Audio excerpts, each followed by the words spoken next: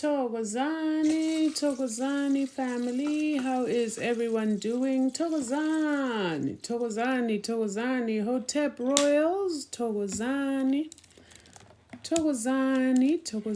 how is everyone doing? Please tap the screen. Let's get up to our usual number of 100 or so people, and then I will get started. Tap.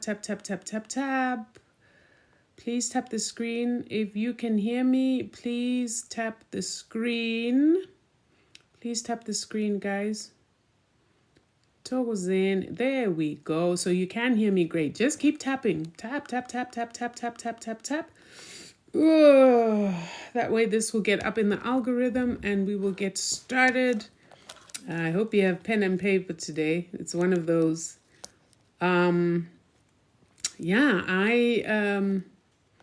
I woke up this morning and I was told that I had to talk about the ancestral realm from a perspective of having people understand maybe the organization of that realm and give some definitions, because I think there is a tendency for a lot of confusion. This might be repetition for some of you, but I always say that when it comes to learning certain things, especially for those who are new to African spirituality, repetition is everything.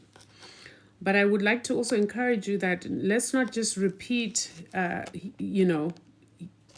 information in terms of hearing it, but we need to practicalize these things. This knowledge that I give you means absolutely nothing if you're not going to put it into practice. It means nothing, because it will change nothing in your life in terms of your spiritual expansion, your ascension, and your growth, right? So our numbers are going up, and then I will get started very quickly. How's everybody doing tonight? I see some familiar names. I see some new names here. Guys, please share this out to your friends. I would really appreciate it. There is a great awakening happening. And what we are seeing and experiencing is that there are a lot of people who are exiting religion. And as they exit religion, they really are kind of left stuck and wondering where to next. So that was one of the reasons I think Spirit has me doing this teaching. I've taught about this before, but I think I'm teaching it once again so that those who are exiting religion, for whom religion now feels like an ill-fitting shoe. You know, when you're wearing a shoe that doesn't fit, that's too tight, it gets really uncomfortable. So many people are exiting religion, but they don't quite know what next. What is all of this? Why are we even here? What is going on? So I know that for a lot of you, it might be a repeat, but if it is, please bear with me. Share it with somebody who has never heard this information before. Good, we're at a great number. We're at 150 people, so I'm going to get right into it. So I think before we start to talk about the ancestral realm, let's clarify just a couple of things. Number one, your ancestors. Your ancestors are spirits that once were in human form like yourself, right? Your ancestors are spirits that incarnated into this physical realm. Just like you are a spirit that incarnated into the physical realm. They then left this physical realm and went back into the spiritual realm. Now, I will talk about the organization of the spiritual realm, but I want you to understand this aspect. It's very important. Your ancestors are bloodline people who are related to you. We're talking about your grandmother, your grandfather. We're talking about your aunts. We're talking about your great uncles. We're talking about people who are in your family. Those are the people we refer to as ancestors. Now, somebody will ask a question and I want to answer it right away. But Gogo, if a child, say your child dies or transitions, right? What are they? Are they an ancestor? Because most of the time we're talking about ancestors as elders. While your child becomes an ancestor. They are related to you by bloodline, and they are back in the spiritual realm, right? That is the definition of an ancestor. So it's not necessarily an elder in the sense that your grandmother or your grandfather or someone who was older than you. Of course, when we go back generationally, those people will be older than you. But your own child, if they transitioned, is an ancestor because they are a spirit that came into this life. They lived a short life, but then they transitioned back. Is that clear? Right? Now, why am I staying so much with the fact that bloodline? Because I need you to keep that in your mind as I teach, because there are many realms in the spiritual realm. So today I want us to focus specifically on the ancestral realm. Right. Now, where is this ancestral realm? Like, where is it? Right? You have to use your imagination a little bit because I'm going to create it in the form of a hierarchy so you understand. The way the cosmos is organized is that we have this earthly physical realm. Everything that manifests in this earthly physical realm comes from what is called the causal plane. The causal plane is where everything is created first. But before it manifests in the physical realm, it sits in a place called the ethereal plane or the ethereal realm. The ethereal realm is where your spirit, my spirit, your ancestor spirits resides before they come into this physical realm. So the causal realm or the causal plane is a little bit above this ethereal. So whatever magic happens, spirits are born, they sit, even new spirits that are going to come into this world as babies. They are sitting in the ethereal realm, waiting for a masculine and a female and then they come into this realm. I've spoken about this before. There are people who've had their children say to them, "Oh, I saw you and I liked, and I thought, that's going to be my mother, or that's going to be my father." Where do you think they were when they saw this? Little 2- and 3-year-olds will talk stories like that sometimes if you listen very carefully to them. And it's true, because wherever it is they were watching you. That's why I always say, people are like, "I didn't choose my parents." Yeah, you did. You chose your parents for better or for worse. You did. People say, "I didn't choose my siblings." Yeah, you did. You did. You chose your soul group. You were sitting on the ethereal plane as a spirit before you incarnated into this physical form. And you did choose where you were going to incarnate into. Now, the question then becomes, if I'm sitting on the ethereal plane, can I switch families? Your bloodline is determined by the two people who come together and decide to birth you. Right? So when you are a spirit there, you don't have a bloodline, you're a spirit. Umoya. Right? Your bloodline is then determined by these two people who come together. I'm going to add another little layer of complexity. I said that when an ancestor departs from this world, they go and they sit in the ethereal plane. What's preventing that ancestor from, within the bloodline, coming back and incarnating? Nothing. That is why reincarnation is a thing in African spirituality. And that is why in a lot of families, they are able to see that this is an ancestor returned. Sometimes all they need to do is look for certain signs on a child. They might see a birthmark And then especially the elders who remember a certain old person, say an old grandma, old grandma, they may see a birthmark on a certain part of the body and then remember that grandma so-and-so burnt herself cooking and it left a scar. Well, then when she returns, that scar within the physical body is a birthmark.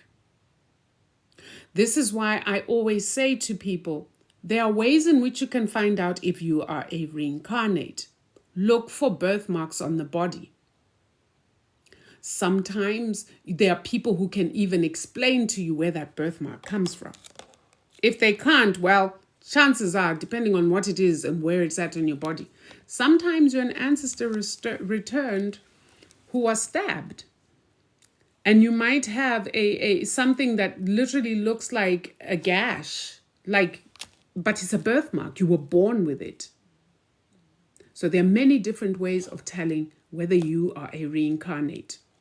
That's an aside, but what I did want you to understand is that your bloodline is who forms your ancestors, and they sit on what we've called the ethereal plane.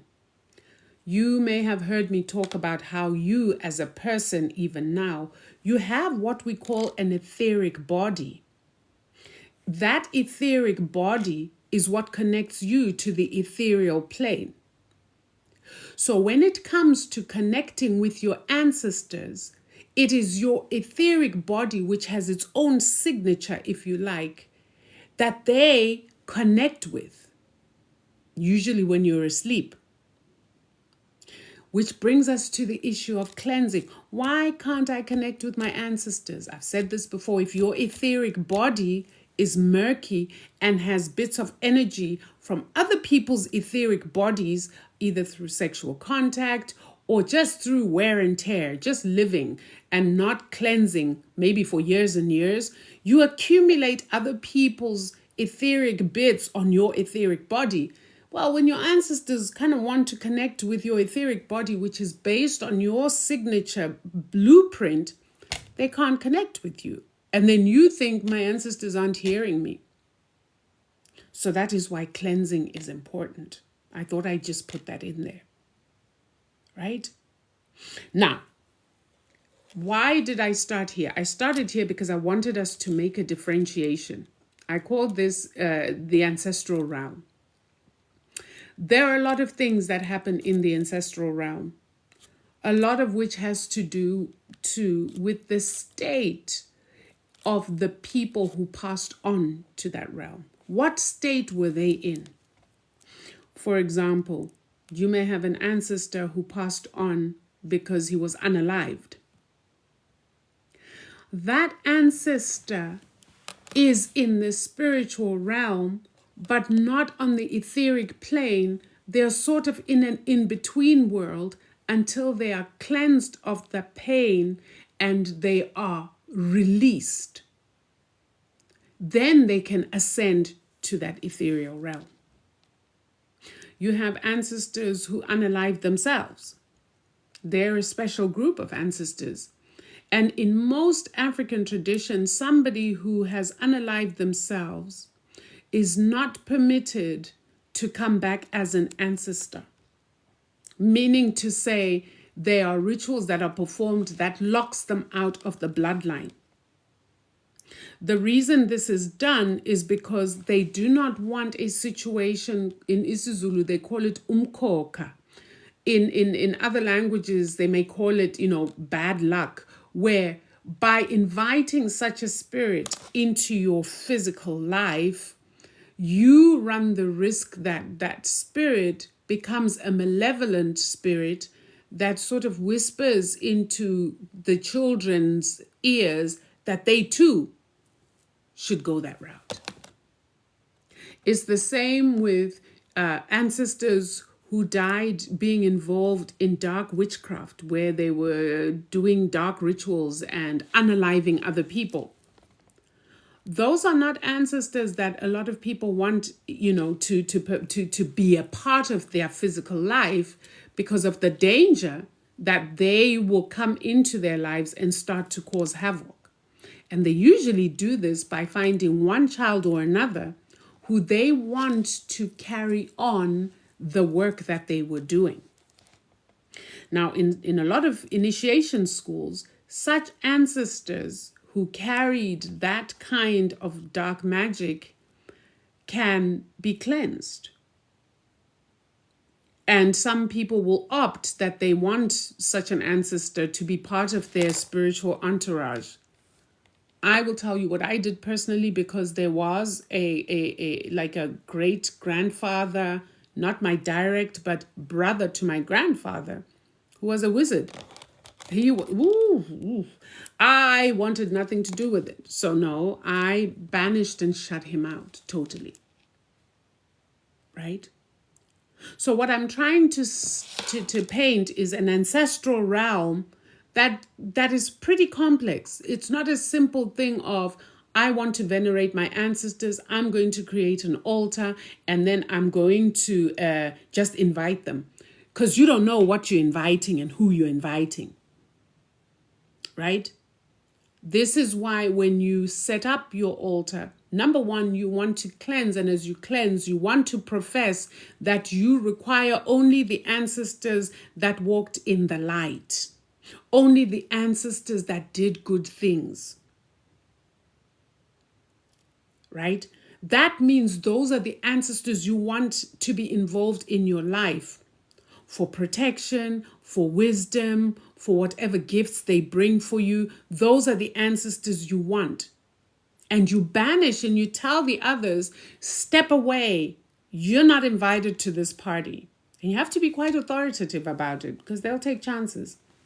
And since most of you won't see or sense who's coming through, it can become very difficult. So you have to be very clear about who you are inviting into your space. Right? The other thing to remember too is, when you are setting up your ancestral altar, you have to make sure you know what you're doing, and you have to be very deliberate about it. It's simple. For example, if you knew that a certain grandmother didn't like you, why are you going to invite her to be part of your entourage? Like what? Like why? There is this thing that we need to get rid of, and get rid of very quickly, which is this whole notion, and Black people all over the world do this. Do not speak ill of the dead. Doesn't work when it comes to the reality of communing and living as one with your ancestors. There will be certain ancestors you need to tell to stay away. There's certain ancestors you'll need to keep out of your home.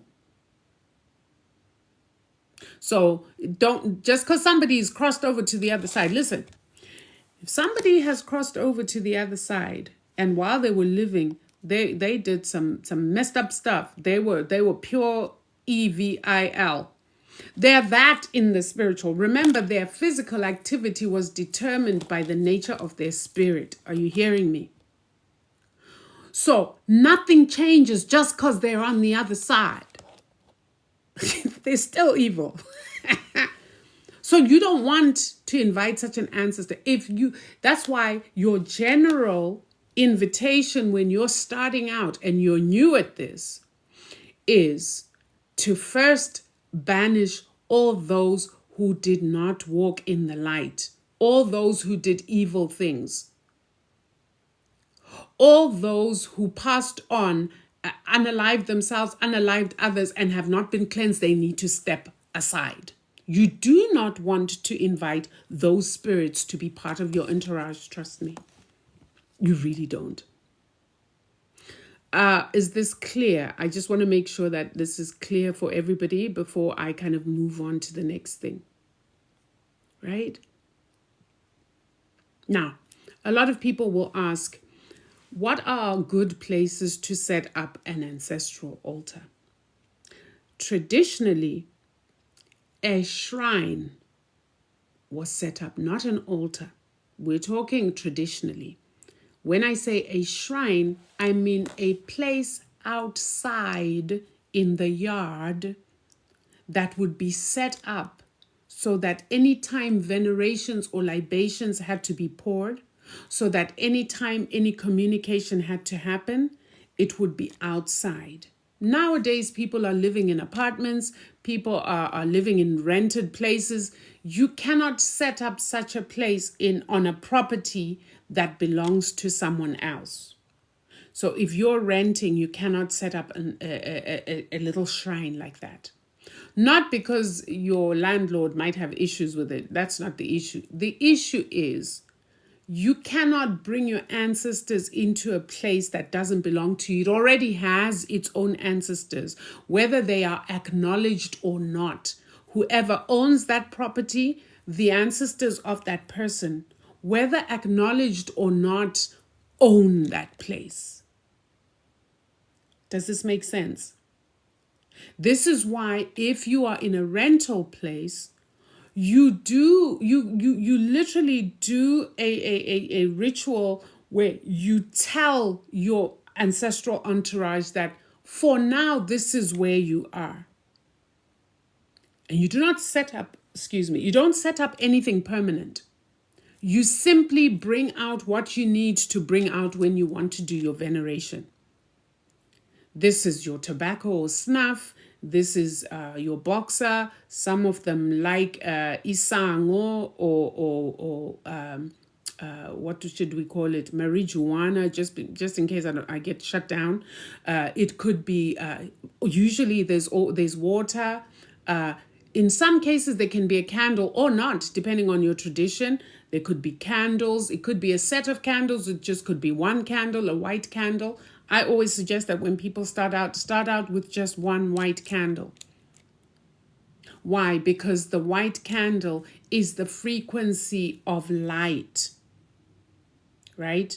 The red candle hits the frequency of protection and warfare, as does the black candle. The black candle also hits the frequency of protection and warfare. The yellow candle usually hits that ancestral ethereal plane that we're looking for. And the blue candle, which we'll talk about another time, is the one that hits the angelic beings, or what we'll call the spirits that may walk with you, your spirit guides, that were never in human form. But we'll go into details of that on another time. What I wanted you to understand today is the complexity of the ancestral realm and how not all ancestors are great ancestors. Now, in this time that we're living in, we know that we had warrior ancestors. Remember, you've got about 2,000 plus ancestors on your mother's side, 2,000 plus going back generations. Amongst those, we know that there were warriors.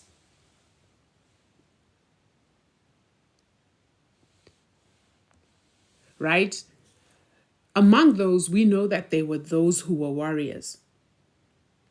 And in this time we're in, where we're literally at war, spiritual warfare, we can call or invoke those warrior spirits whenever we're about to go to battle, or right now where, it's kind of messy out there spiritually, right?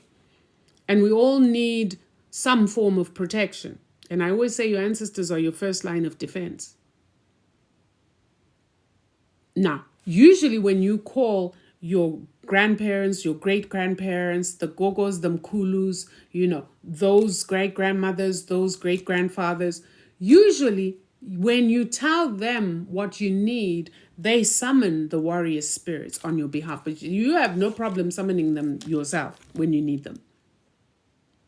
In isiZulu, we call them amabutho, the warrior spirits, right? The fighters, the protectors, right? So I'm seeing that I've got 2 restrictions for some reason. I have no idea what's going on. I don't know who has decided to... Somebody is not feeling very happy about whatever I'm talking about, but that's besides the point. Can you guys still hear me?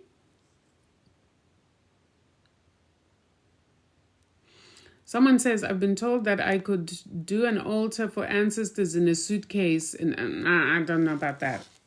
In a suitcase. How? You create an altar in a suitcase and then close it. I don't know. It doesn't make sense to me. Creating an altar, like I said, if you are in a rented space, that altar should not be permanent. Number one. Number two, you cannot create an ancestral altar in your bedroom. You cannot create an ancestral altar in your bedroom, particularly if you have a partner. That's just a no-no. Imagine this. Imagine you and your partner getting down to business and your grandparents are sitting there watching you. Not that your ancestors aren't everywhere, not that your ancestors don't know these things happen, but from the African traditional perspective, respect is everything. Right? Respect is everything. So the same way that physically you could never do something like that in front of your grandparents. Why do you think? Because they are now spirit, you can. And do so purposefully. Meaning to say, you know, and you are doing it purposely. Right? So there is a need for respect. There is a need for a certain amount of reverence when you call on your ancestors and you come before them. Like I said, first of all, you're dealing with things, with beings, let's call them beings, that you cannot see with the physical eye. So what you rely on and is good faith on their part that they hear you. So the more reverent and the more you try to do things in a respectful manner, the better communication and relationship you will establish with them. So that when you are in the process of communicating with them and asking, you have not breached any sort of ancestral protocol that would have them going, really now? After all the embarrassment you have caused us. Because remember, they are part of the internet of souls, so to speak. They are part of a realm of many spirits.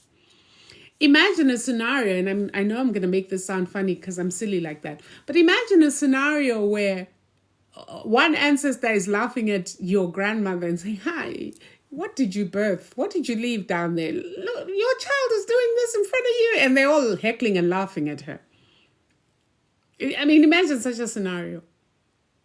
Because what we don't realize is that our behaviors here on earth and the things we do have an impact on our ancestors. They are spirits. They are alive. The same way you are alive. The only difference is you have a physical body that you inhabit. They don't. So if you imagine a scenario of how you embarrass your grandmother or your mother in your neighborhood when you do something terrible and all the neighbors are like, hey, did you see what she's doing? She wasn't raised right. That's exactly the same thing that happens to our ancestors in the spiritual realm. When we do snacks things and people are like, how was this one raised? And they're asking your great-grandparents out there in the spiritual, what's your children doing? What did you leave behind? Right? So that's just a little anecdote as a joke. I also wanted to talk to you guys a little bit about understanding. Somebody asked me once, what happens to ancestors who passed on but were Christian and were denouncing and calling their ancestors demons? I'll tell you a little story. One thing I know, and I know this for sure from experience, is that I have a great aunt from experience, is that I have a great aunt. No, she's actually my mother's sister, so she's not a great aunt. My mother's sister, Umamkulu. She was a Roman Catholic nun. Yeah? She was a Roman Catholic nun for decades. And then towards the end of her life, she left the convent, but she still remained a very staunch Roman Catholic. After she passed on and I had initiated, I started having dreams about her. And she was on the outside of my grandfather's homestead, and she was just crying and crying and crying. Interestingly enough, she was dressed in her nunnery uniform, but she was on the outside of the homestead. When I woke up, I realized that her being on the outside of the homestead, they were showing me this physically, also meant that in the ancestral realm, she had not been she had not been accepted into the ancestral council. She was not okay. So a lot of people who transition as staunch Christian and who call, they are not in the ethereal plane with the ancestral council of your lineage. And they most times will rely, and they need those of us who are left here to assist them to ascend. They can't do it for themselves by that point. So they are stuck. Call it limbo if you like, but they are stuck. They are stuck the same way, like I said, the spirits of people who unalive themselves, the spirits of people who committed heinous things, the spirit of those who practiced witchcraft. They are stuck there too. Why am I telling you this? Again, I'm telling you this as a cautionary tale. Before you can connect with your ancestors in the ethereal plane, you have to make sure that these ones sitting in the in-between or in the limbo are told to stand back, because they can do nothing for you. They can only bring havoc into your life. The only ancestors who can bring good things into your life and who you really want to establish a relationship with are those that are on the ethereal plane. So these ones in the in-between space, they're the ones we tell to stand back, because they are not ancestors of the light yet. And I say yet because many of us, particularly initiated, part of our work is to work with that in-between realm, do a lot of cleansing and do a lot of mediation, if you like, because we are the ones who are able to say sorry on their behalf to the great council of your lineage, so that they can elevate, get cleansed, and be allowed to ascend. And they, not that they're allowed, but once you cleanse them and remove the thing that weighs them down. Remember Ma'at and the heaviness of the heart. When your heart is heavy, you can't ascend. So they have done things where now in the chamber of Ma'at are indicting them. And they are the things that keep them stuck in that in-between. Once you've cleansed them of that, then vibrationally they rise and they get back into the ethereal plane. Does that make sense? Right? I'm going to post this on YouTube for those who want to sort of sit with it and really kind of try to internalize this, because I know I'm using English, and guys, I really use English because it's the only medium that we have that unites us all, right? For the most part, unfortunately for us, that is the language that unites us. And although it's a language of spells, I'm hoping that you're hearing this, So that is really the purpose of this, was to let you know the complexity of the ancestral realm and how you can help yourself so that you don't end up with entities and spirits that you don't even recognize as your ancestors in your home. The other thing is, when you're trying to connect with your ancestors, there's a reason we cleanse the space, right? You can cleanse the space using sage. You can burn impepo. You cleanse the space because, number one, spirits are everywhere, right? There could be some spirits that are just roaming around, opportunistic spirits that are just looking for a warm place.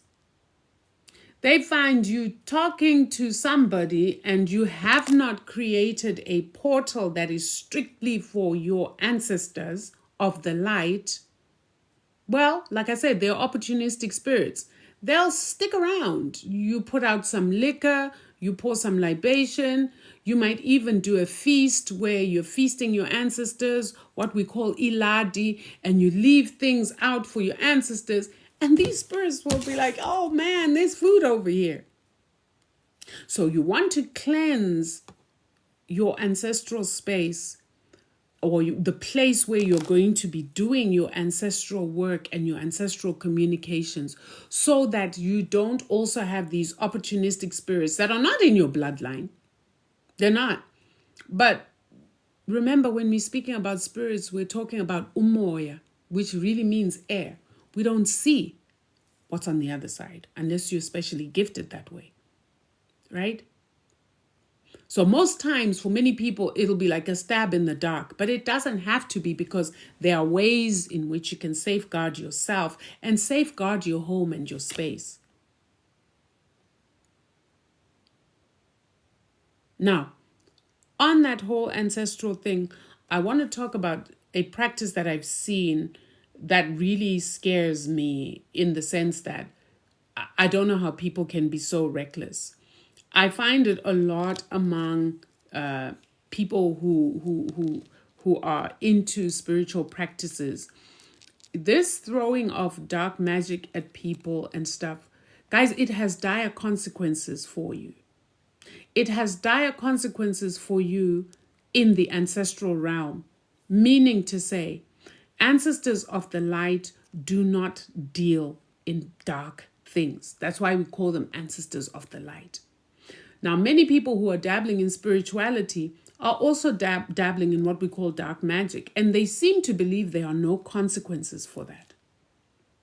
There are dire consequences, one of which is you risking your ancestors washing their hands off of you and saying, we're not getting involved.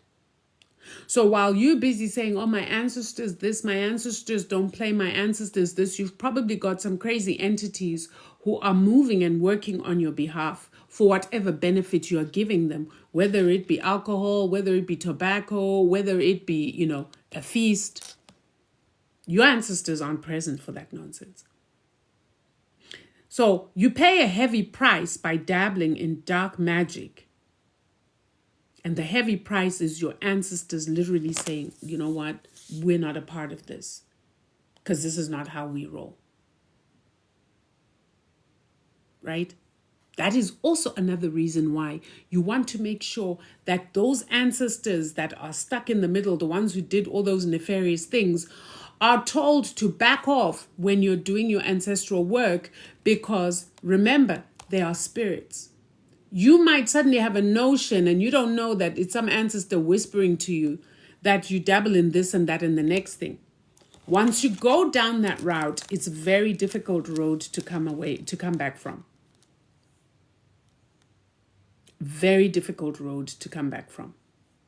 Now, it's different if you're an initiated healer, because most of us are having to go to war on behalf of our clients and sometimes on behalf of ourselves, because we're constantly getting attacked. We are allowed to defend ourselves in that case. But many people who will come to me and say, do you do protection work? I'm saying, okay, for what do you mean? I had somebody come and say, do you do protection work against witchcraft? I'm like, yeah, but, and then my thing is, you can't come to me and expect me to do something that has the potential to hurt someone else until I make sure that that thing that you want done needs to be done, for starters.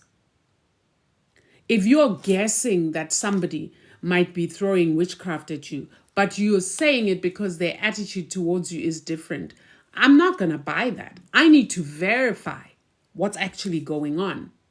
And I need to verify that this is actually happening to you. Because sometimes things that manifest as witchcraft are not witchcraft. Sometimes things manifest as witchcraft. Meanwhile, you're your own witch. You're witching yourself, either by your attitudes or whatever it is you're doing or not doing. Does that make sense? So it's very important when you start to get into the spiritual space. This is not religion, guys. This is not religion. We're now dealing with conscious beings that you don't see. In religion, there's nothing. Sorry if I'm offending anyone. In religion, there's nothing there. There really isn't. So you want to move with great caution. I prefer people who ask the same question over and over and over again than people who just jump in. And because, see, you can be very careless with this because you don't see any entities, you don't see any ancestors, you don't see any spirits. So you can get very careless in terms of how you do things, thinking that there are no consequences. Oh, nah, this is just me putting, because religion is like that. You know, we go to church and then we sing praises and blah, blah, blah, and then we just go home and that's that. This is different. This is different.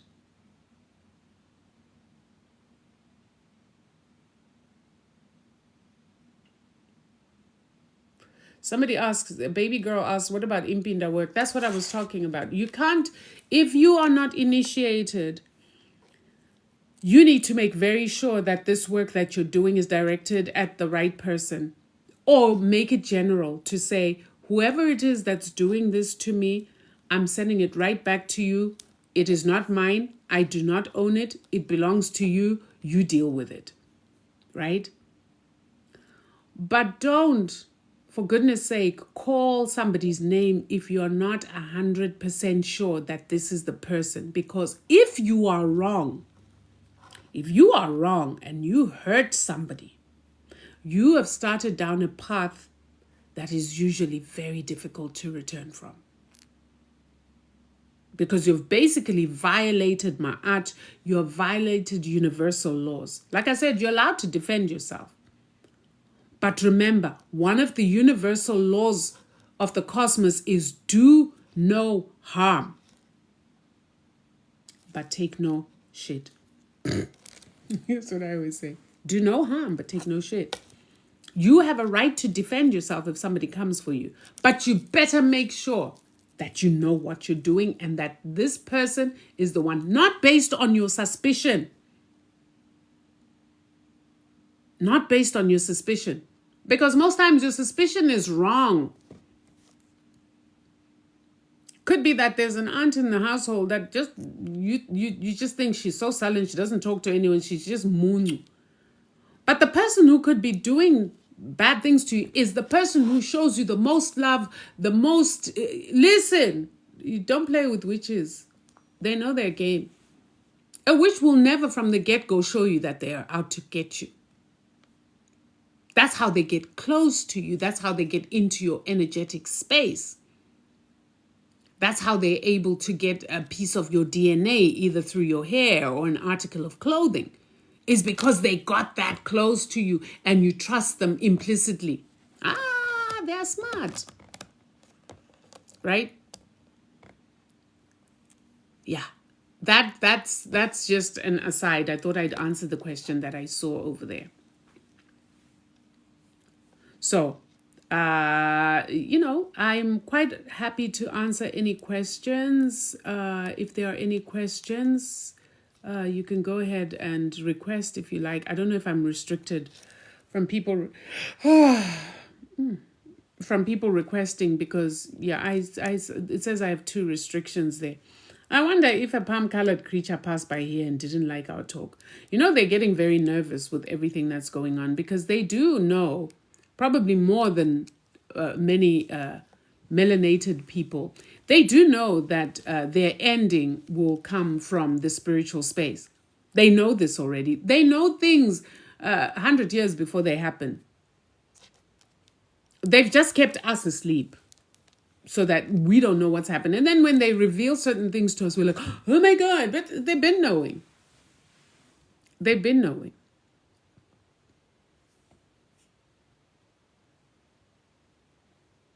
There are a few people who were upset because what they sent was returned. Oh, well, they're lucky that all you did was send it back and you didn't command it to be 10 times worse. Because there are people who do that. Listen, if you attack me, I'm coming for you 10 times. Like 100 times.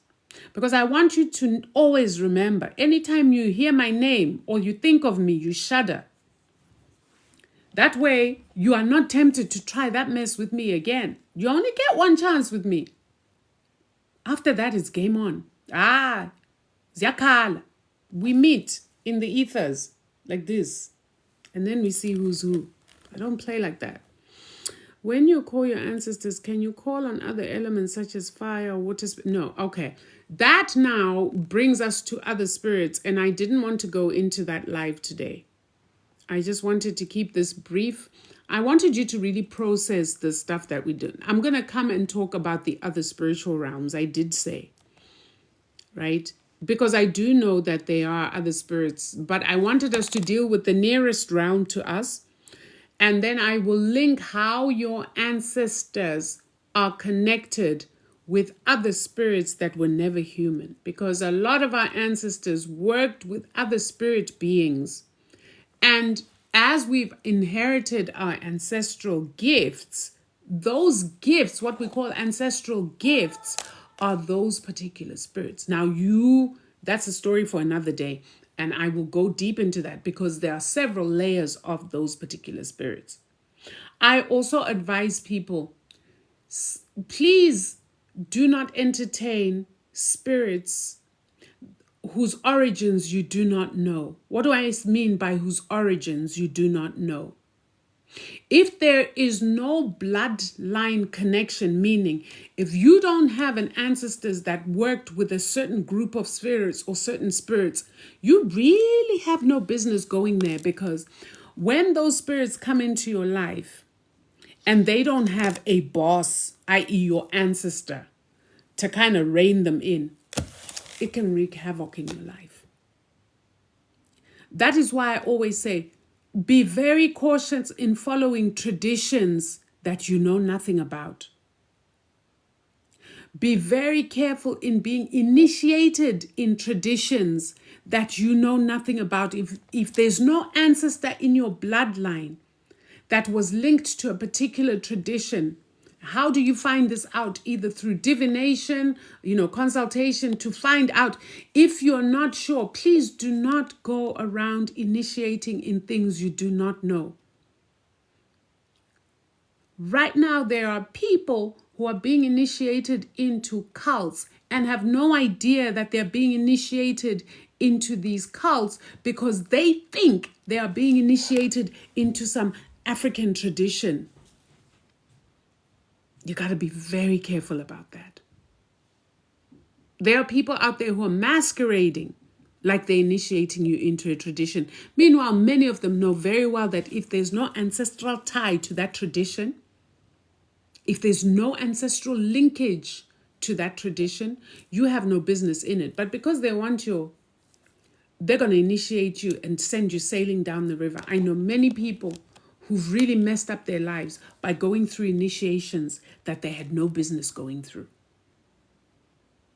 And many people think it's cool. It's cool to be initiated into Ifa or to be initiated into Ubungoma. If that is not a tradition that is somehow represented by some ancestor who was once there,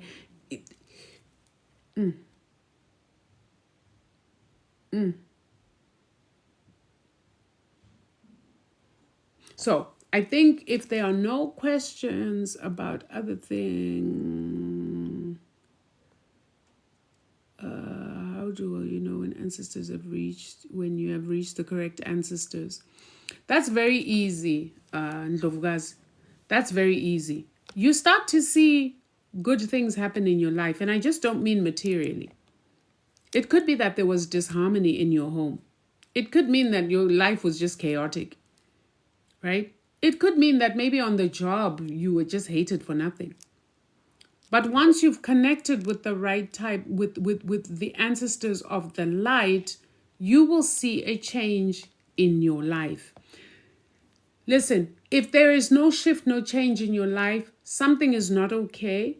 It could be that there's a blockage there. Like I told you, cleansing is very important. It could be that somewhere, someone in your family did a ritual that blocks your ancestors from being any use to any member of the family, sometimes except themselves. There's a way in which people can turn, because they're spirits, they're manipulable. right? So there could be any number of reasons why you might try to connect with your ancestors and not see any result or not even get the sense that they're there.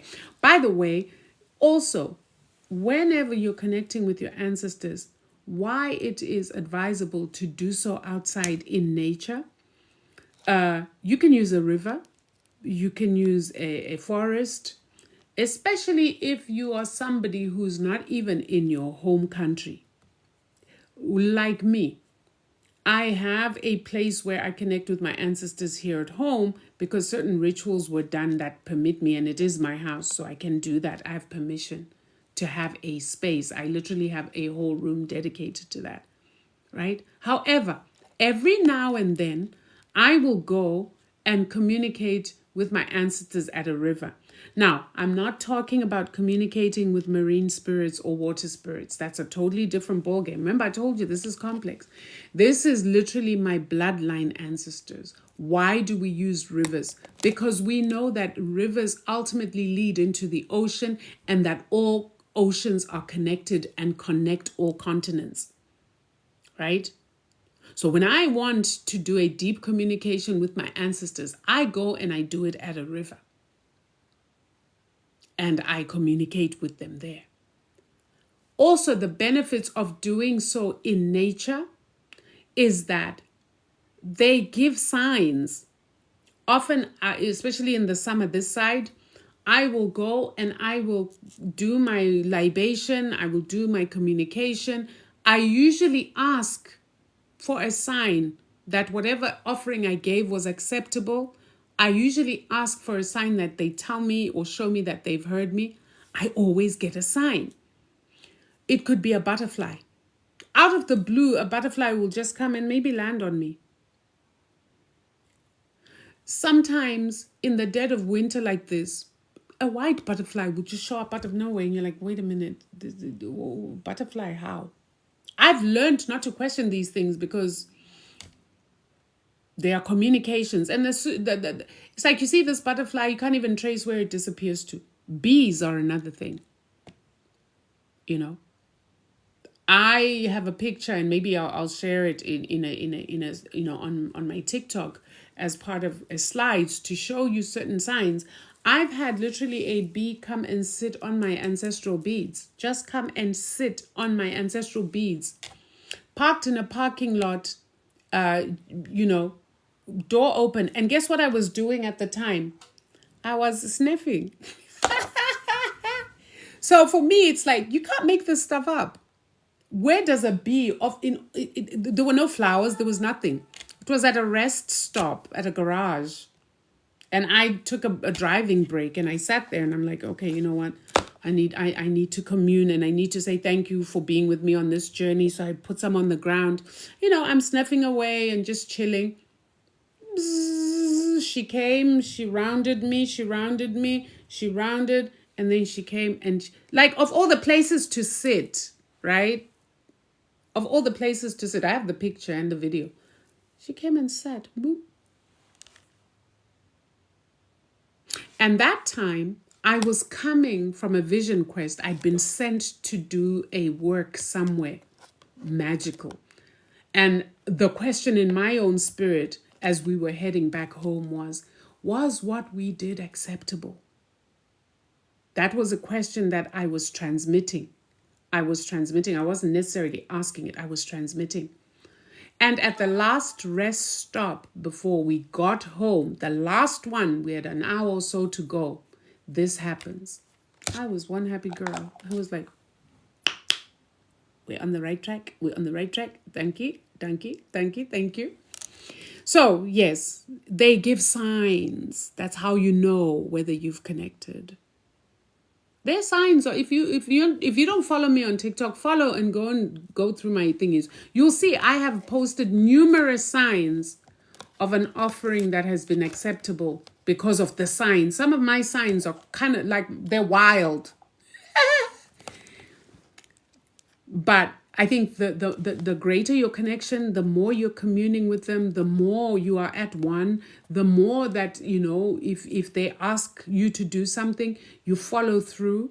The more you do that and you strengthen that relationship, number one, the quicker the answers come, the quicker the confirmations that you've been heard come, and the quicker, the more dramatic, I always say, are the results. Because over the years, it's just gotten more and more dramatic. Sometimes I'm like, whatever you do, keep sending me signs you've heard me. Just don't appear, please.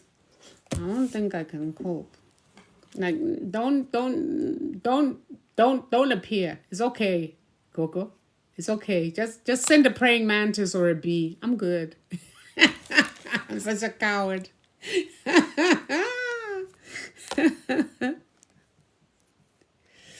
Someone says, Coco, I used to dream a lot and I remember my dreams. I don't anymore. How can I get it? Cleansing? If you haven't cleansed for a long time or ever, cleanse.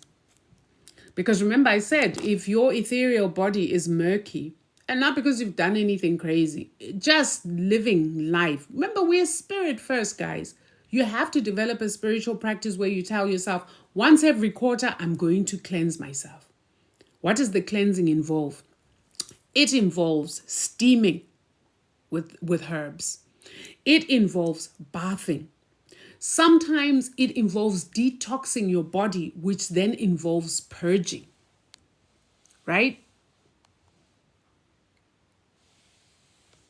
Right? These are all ancient ways of cleansing, and go to any African tradition and it's pretty much the same across the whole continent. And of course, it culminates in ancient Kemet, where those were the cleansing. You cleanse your gut, right? Because your gut connects to your brain, which is where your third eye sits. Remember, the gut is your second brain. If you look at the structure of your gut and the structure of your brain, they are the same. So if your second brain is murky and messed up, over here is also murky and messed up, and that pineal gland is probably clouded over. So your pineal gland is called the seat of the soul. So for you to get clear communications from the cosmos as well as from the ancestral realm, that pineal gland must be going bing, bing, bing, bing, bing. It doesn't do that, but you know what I mean. It's got to be on its A game. So when you cleanse every 3 months, you guys have seen me. I always talk about, okay, I'm going through some fasting. That's also part of it. I will fast, right? Get rid of meat, get rid of the heavy, low vibrational foods that we're always eating, get rid of the toxins and pesticides that are weighing our bodies down. Because when your body is weighed down, so is your spirit. Then you steam. Why do we steam? Because remember, spirits are what? Air. What is the one organ in your body that is responsible for air? Your lungs. So we steam with herbs to cleanse your pulmonary system so that because some entities will literally sit in there. Yeah, you're a host. You're a nice warm host. Got to get rid of that stuff. And then you bath. Why do we bath with herbs? To cleanse the ethereal body. So you do a total thorough cleanse. Mark my words, if you do your cleansing, your dreams will come back. If they don't, it may mean that somebody is running interference on your dreams. Meaning to say, you're not receiving your dreams, but somebody is Bluetoothing them so that they get your ancestral messages. That way, they know exactly what you're supposed to be doing. And you don't know what you're supposed to be doing. This is why I always say, call your energy back from people. Every night before you go to bed, call your energy back from the north, east, south, and west. Cancel all contracts that you have signed, those you have signed knowingly, those you have signed unknowingly. Cancel that stuff if they no longer serve you. You've got to pull yourself back to yourself. You do this every morning when you wake up because your spirit has been roaming around all sorts of places. You want to call your energy back. Before you go to bed, you want to call your energy back. I've said this before, and there are videos on my page with how you can easily call your energy back to yourself. Your spiritual integrity, meaning your spiritual just togetherness, ukubumbeka emoyeni, is just as important as your physical or bodily integrity. And we are very lax with how we take care of our spirit self. Does that make sense?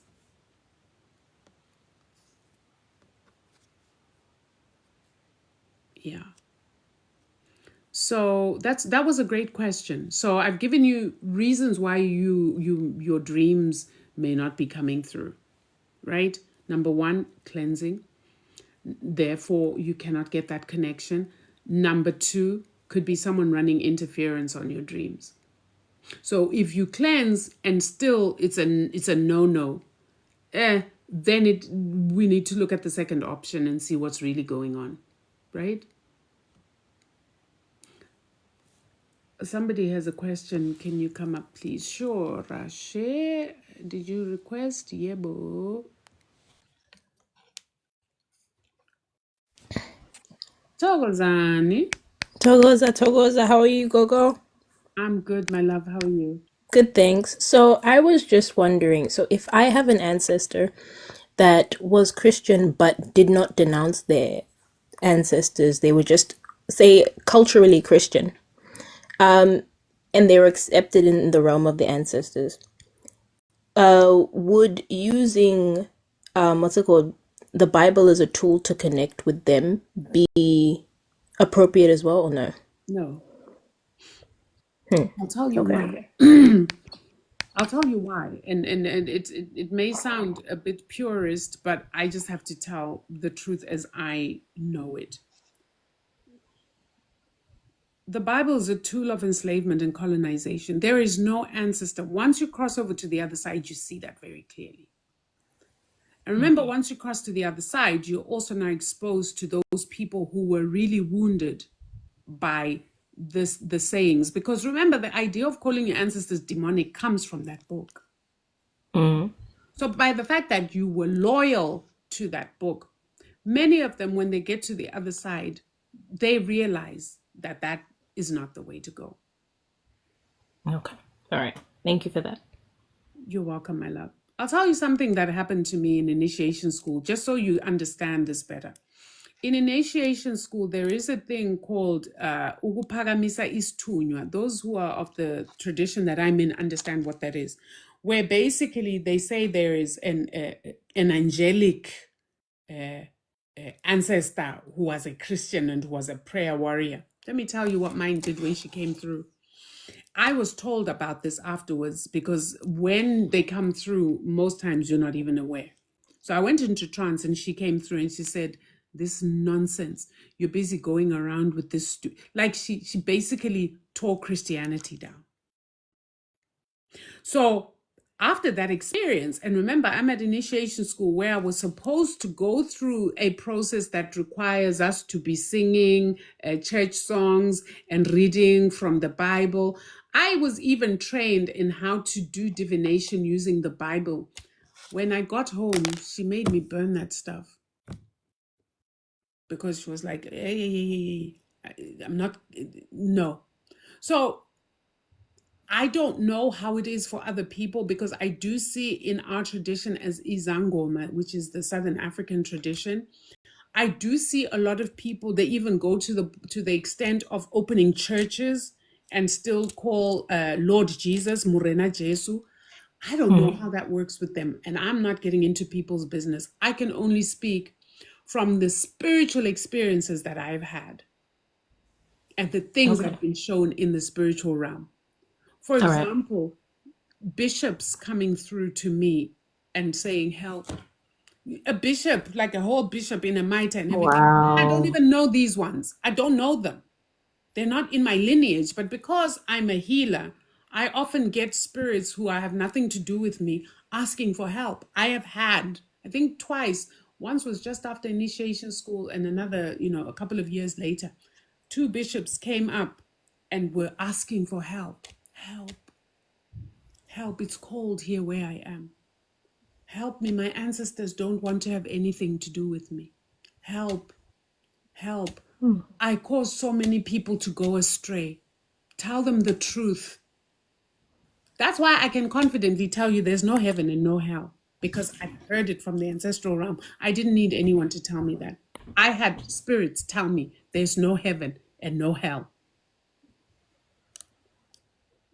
Wow. Okay. So, say for example, someone is coming from the Christian tradition. Mm-hmm. So there's nothing, basically, burn the Bible. There's nothing they can take away from that book that will help them at least transition into a spiritual path. No. Guys, that thing was a tool of colonization. There's nothing in there that is true. That thing is a manipulated text that came from, if you want to really get a grasp of this, get what we call the Book of Coming Forth. And white people conveniently called it the Egyptian Book of the Dead. The texts that you will find in the Bible were plagiarized from the Book of Coming Forth, and they took from there only the things that they could use as a colonial construct and as a tool for control, for social control. Okay. For example, the 10 Commandments are from the 42 Confessions of Ma'at. But they chose, now there are 42 confessions, but they conveniently picked ones that would work for their social control program. Okay. Then another one, you know the Lord's Prayer. They call it in Latin, they called it the Pater Noster. The Lord's Prayer is Ptah's prayer. Who's Ptah? Ptah is the first spark, the creator spark that we all have in us. When we talk about the God within us, that is what they took it, and they attributed it to Jesus and called it the Lord's Prayer. Wow. So there's nothing in there but lies and plagiarism and distortions that were created intentionally from African texts, from ancient African texts. That is why I keep saying to people, we need to go back to the purest form, which is in touch with nature and in touch with the purest form of spirituality. And the only one is African spirituality. Taoism, Buddhism, Hinduism, Islam, all stole from ancient African texts, especially the Abrahamic ones. You know, the Abrahamic Wow. being Hebrew, what is it? The Jewish faith, Christianity, and Islam. But all the others, have you seen this? The first Buddha statues, the statues of Buddha. Buddha has these Bantu knots. Where do you think that comes from? Anyway, I sorry. I understand that, and I guess that also answers my other question, which was what's it called? The importance of culture within spirituality, like having that form of expression. Because I would say, from my background, what's it called? Shona, majority of the time it's Christian culture. There wasn't any of the traditional stuff. Obviously, we're told it was bad. So I've been having trouble, not to get too much into it, translating how my spirituality expresses through, yeah. No, I hear you, and I hear you very well. And it is that transitional phase. But I think finding maybe this is why ancient Kemet is so great, because ancient Kemet, remember, northern Kemet, right, which they call ancient Egypt. I think I've explained this to you, Rashi, in a consultation. This was a conglomeration of knowledge that came from what was called southern Kemet, from what was called eastern Kemet, and western Kemet. All these initiates and teachers and priests and prophets used to trek all the way up to the north for what you might call conferences, for lack of a better word. And this is where knowledge from the interior, from the south, from the east, from the west was refined. That is where the classical language Medu Nature even came up. If you look at Medu Nature is very similar to a lot of the cave paintings that you find all over Africa. Those cave paintings were a writing. It was a documentation of what was going on. Mm-hmm. And now, if you look at what they call hieroglyphics, which is made in nature, it's those little drawings. A bird is drawn as a bird. Water is Mm-hmm. drawn in waves, and so on and so forth. The same way that you find it in cave paintings all over the continent. Okay. So when we talk about Kemetic spirituality, a lot of people seem to have a problem because they think it is something separate from African traditions or African cosmologies in different parts. Mm-hmm. But if you look at different cosmologies within the continent, never Mm-hmm. mind what was refined in northern Kemet, you find such similarities, it's mind blowing. Okay. The creation story, for example, you find a Mm-hmm. similar creation story all over the continent in different parts, and you ask yourself, how is that so? It's so because that is what is actually real. It's not based on mythology. It is Mm-hmm. actually based on knowledge. Okay. Does that make sense? So what you Yes. might do to assist yourself is, find yourself and message me and I'll give you some PDFs. I don't know if I've already given you some PDFs of texts that you can go through by yourself. And if you like, you can ask questions. Or if you like, join Kemet University and get into class and start learning how all these cosmologies actually are interlinked and connect, Okay. because that will assist you in vomiting out this toxin of Christianity and in you finding a way of ritualizing or expressing your spirituality. Because I always say it's a lived practice. It's a Mm-hmm. daily, weekly, monthly practice. Spirituality is Mm-hmm. not static. Spirituality is not just about intellect. Spirituality is a lived practice. That's why we pour libation. That's why we put snuff on the ground. That's why we papata our hands and we talk to our ancestors, right? Mm-hmm. That's why we do certain rituals. Cleansing is a very strong component, an important and necessary component to spirituality. Okay. Those kind of things. Alrighty. Did I help? Yes. I'll reach out to you on the back end as usual, but thank you so Togos. much. You're welcome, Togos. Gogo, how can we link Christianity with African belief or God with African belief? Yeah, I've just answered that in part, and you can't link them. You can't. You have to make a departure, and a lot of people are trying to link, and that is what is causing a lot of confusion and a lot of cognitive dissonance. You start to feel a dis-ease within yourself when you try to link, because you're trying to link two things that are not linkable. That's just the truth.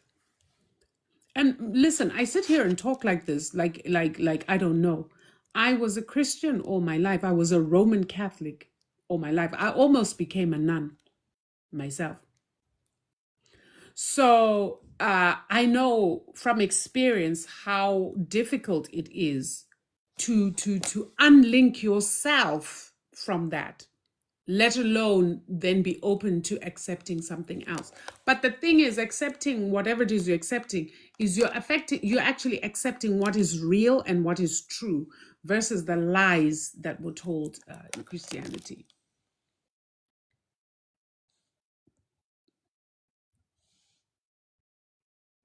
So I don't know if is it true that we are our own gods? Yeah, you have you are an offshoot of creator, and therefore you are a creator. Okay, to use your book that you all know, what do you think they meant when they said you are made in the image and likeness of God? Again, that is adulterated from the book of Coming Forth or the Egyptian Book of the Dead, which is an ancient text. What do you think that means? You are made in the image and likeness of. They're not talking about your physical self, because God is not physical if you want to use that terminology. So what exactly are they talking about? Right? You can't combine or mix it, oil and water. Absolutely, absolutely, King. Yeah, so you are God, you are creator self. Nobody's coming to save anybody. You've been fed a lie that somebody's coming to save you. No one is coming to save you. You are your own personal savior based on how you choose to live your life. And whether you choose to live according to the dictates of Ma'at, you are your own policeman too. So whether you do right or wrong, in spirituality, there's no judgment. Nobody's standing there to judge you. Hey, you did this wrong. Hey, look, thou. And the commands of Ma'at are personal confessions that you have to be able to make. You don't make them until you're ready to make them. So you have a system built within you for self-policing. So no, there's no personal. I see people whenever something bad happens. Oh, Jesus, come now! Guys, in 2025, 2024, we're still asking. We're still asking Jesus to come and save us from matata we created ourselves. Hi, Bo. It's not happening. It's not going to happen. It's not. And I think it's scary for a lot of people because we've developed that dependency syndrome, which is exactly where the colonizer wanted us to depend on, and therefore not do anything for ourselves because we were depending on some miracle that was going to come from outside of us, from this God that was somewhere in heaven. And then they would scare you by saying there's a place called hell if you don't do X, Y, Z. There's no such thing.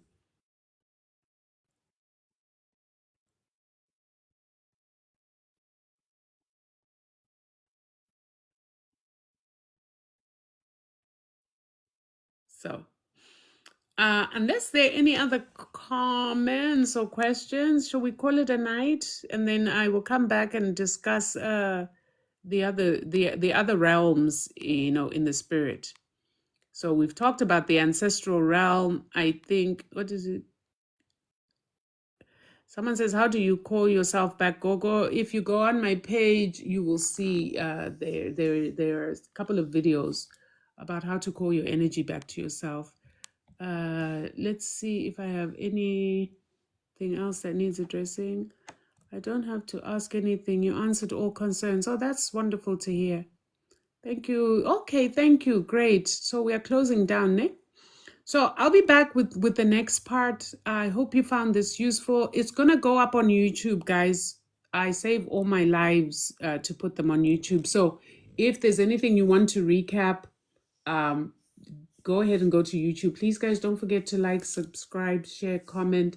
And please, please, please, please, if you have unlimited Wi-Fi, please, can you just watch my videos while you're cleaning or whatever and let the ads run because the revenue is very useful. I'm actually writing a book, Ancestral Knowledge, that is going to be a general guide with step-by-step things that you can do.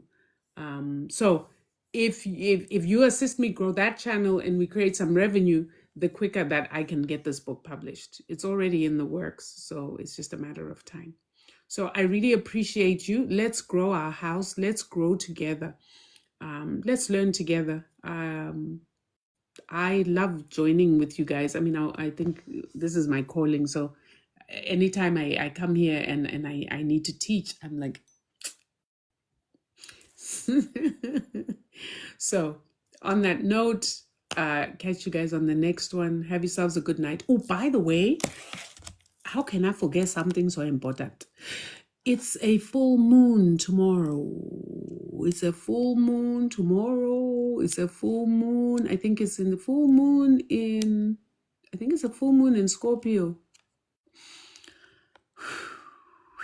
Some of us are already feeling the effects. I'm not going to go through those because everybody then throws a pity party about how they are feeling. And we're not about that. Not today.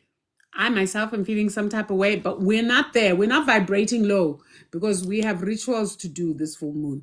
Right.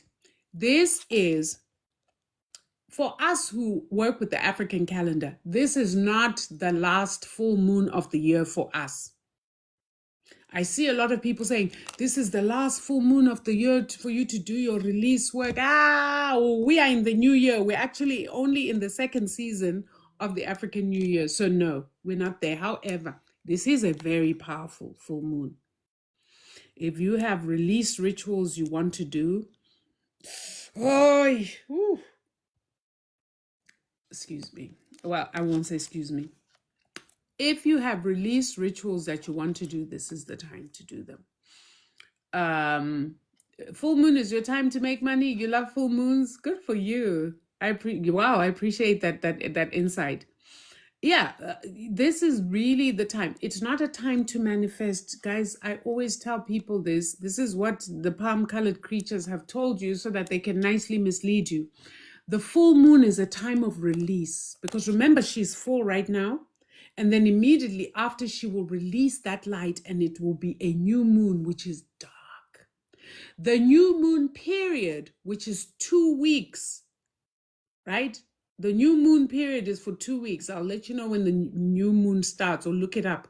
From the beginning of the new moon all the way for 2 weeks, that is powerful manifestation time.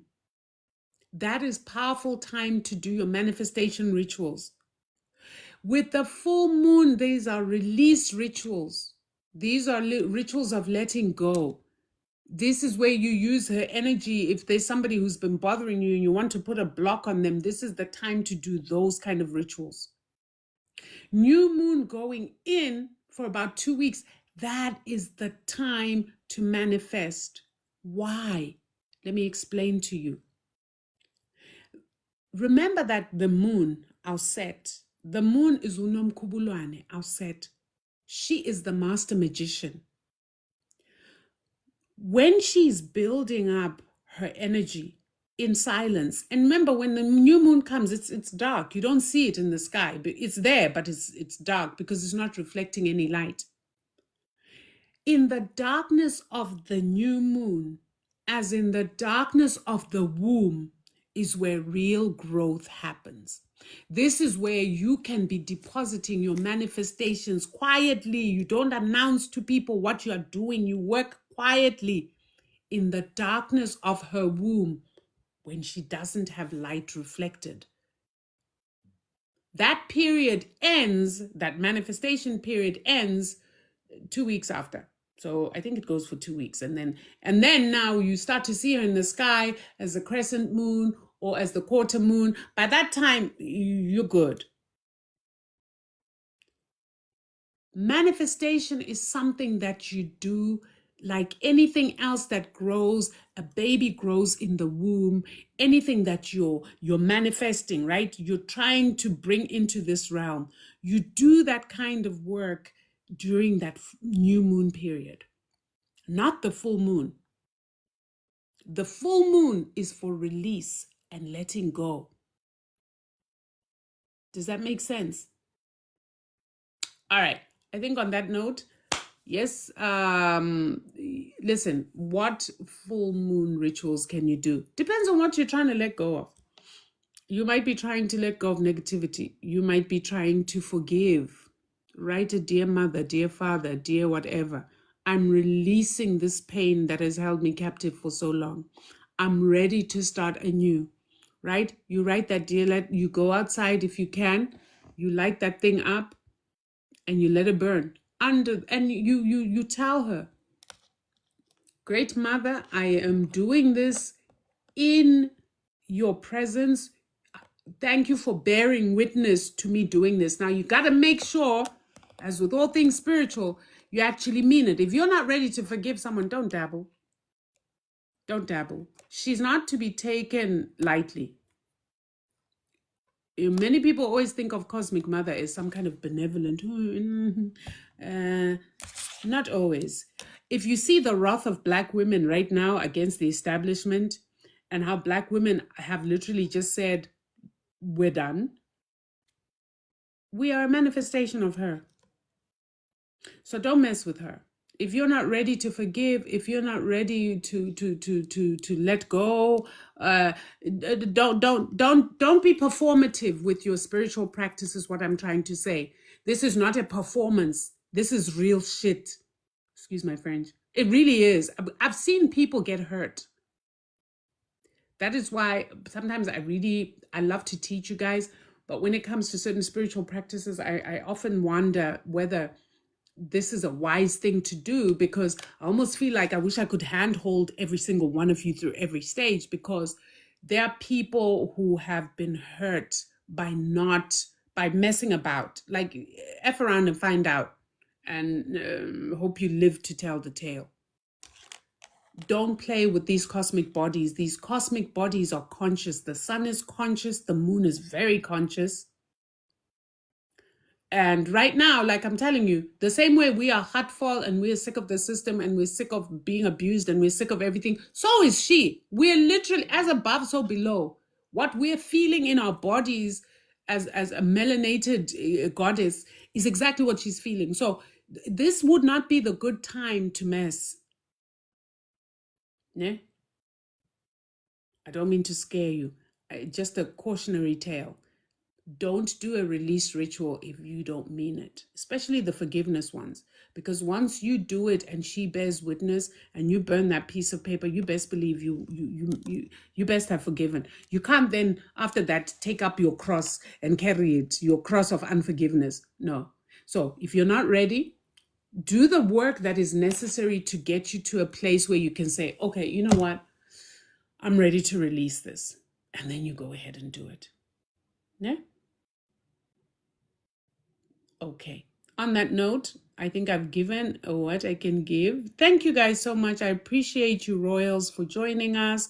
I'm going to check to see what those restrictions are. I don't like restrictions of any sort on my account, particularly if I haven't done anything wrong. I haven't done anything wrong. All right. Togozane and much love.